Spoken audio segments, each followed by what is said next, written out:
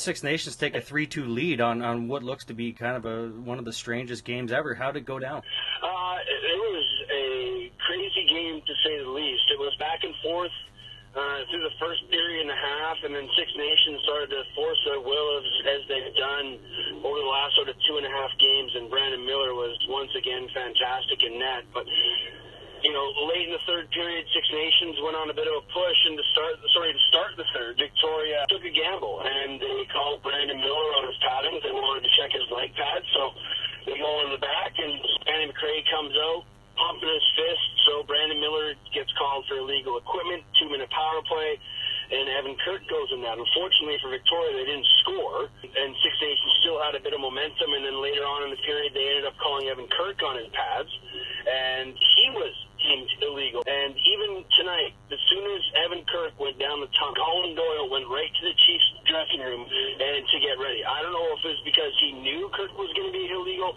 or if it was preventative measures, but 10 minutes later, after Kirk was called with the illegal equipment, Doyle emerged from the dressing room wearing a mixed mash of gear from Miller and Kirk, and let in a few goals, but stood in there and held on for the win. This is, reminiscent of maybe a house league game by the sounds of it, but this is the national championship, and Doyle goes in there and gets the win with a goal and 2 assists and plays the third period. Teddy, have you ever seen anything like this? How incredible was this to witness? Like I said, it happened about a month and a half ago in the WLA semifinals, but on this magnitude, on this scale of things, Chris Hall and I talked about it during the webcast tonight. If this is a nationally televised game, which everybody wants it to be, and whether it's on TSN, Sportsnet, CBC, whatever it may be, if this is a nationally televised game and people are watching this and they see this happen, it makes lacrosse look like a joke.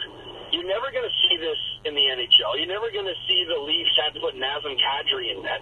It's never going to happen. This looks bad on lacrosse, and the CLA needs to find a way to stop this from happening, whether it's imposing stiff penalties on goaltenders, fining teams, whatever it may be.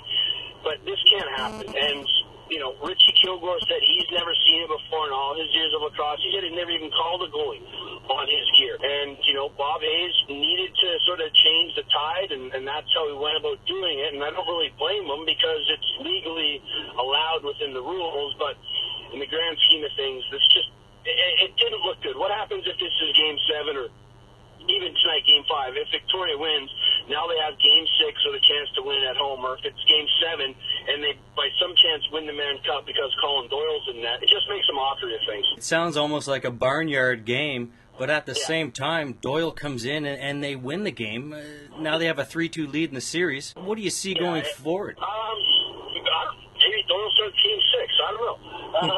Probably not. But I think going forward, that'll probably be the last we see of the goalie challenges, because obviously now Kirk and Miller will make sure their pads are fine, and Vince has made sure that his pads are fine since that semifinal series. But I honestly believe that this was just a desperate act by Bob Hayes to try to get some momentum in his favor, and it almost worked. But you have to give hats off to Colin Doyle and what he did today. He manned up and wasn't even asked by Rich Kilgore, just literally volunteered to go in net. And like I said, sure, he let a couple goals go by him, but he made 3 or 4 saves, shut the door a couple times on guys in tight. He also had Rory Smith making a kick save, Rob Marshall diving across the crease to make a save. So, it was a full team effort, but you have to take your hat off to Colin Doyle, who was well worth game MVP. What was the reaction like? I don't know if you had a chance from the play-by-play booth, but to look or observe around the rink and see, this situation unfold. What was that like amongst even the fans? Were they aware of what was going on? Some were. I was getting texts and messages as this is happening. People are saying, well, what happens? Because they obviously seen Brandon Miller get kicked out, and now Kirk goes down the tunnel, and people are asking, well, what happens now?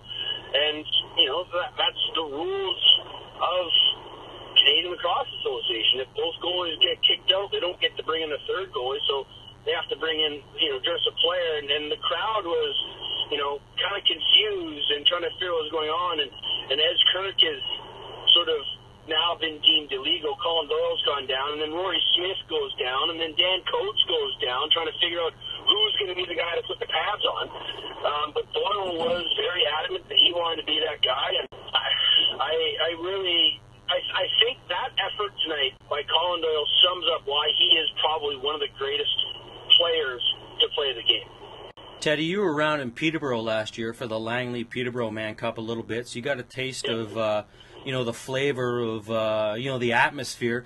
For people in Ontario and Peterborough, what's the atmosphere like out there, and how does it compare? It's fantastic. I've often said the two best fan bases in all of lacrosse are Victoria and Peterborough, and I've got a chance to play in front of both. And it's unbelievable the passion that Victoria lacrosse fans have. And what's added to the atmosphere is the drums. There was a lot of controversy about the drums after Game 2, and every game since Game 1, there's been more and more drums. And tonight, the Six Nations fans were in full effect, and it's kind of added a nice dynamic. It's the Six Nations Chiefs versus the Victoria Shamrocks on the floor, but it's the fans of both teams that are also kind of going back and forth with the cheers and the chants and the drums and the songs, and it just adds for another level of competition that makes this one of the best series that I've seen. If it goes 7, it'll rank up right up there with the 09 series when Brampton won 4 overtime games, with the 02 series where we went to Brampton and lost in 7.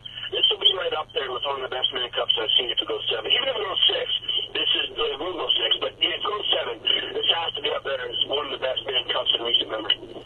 Teddy, I appreciate you talking to me because what a rare experience tonight to hear of a star forward go in and play the goal, give his team the lead. We haven't seen a team win back-to-back games. We'll see what happens in Game 6. Really appreciate you taking the time. No worries, man. Tomorrow's the day off, and then we're right back at it Friday, and the Chiefs will get the first opportunity to be crowned the Kings of Canada for 2013. Awesome, Teddy. Appreciate it, buddy. You're doing a great job, man. Thanks.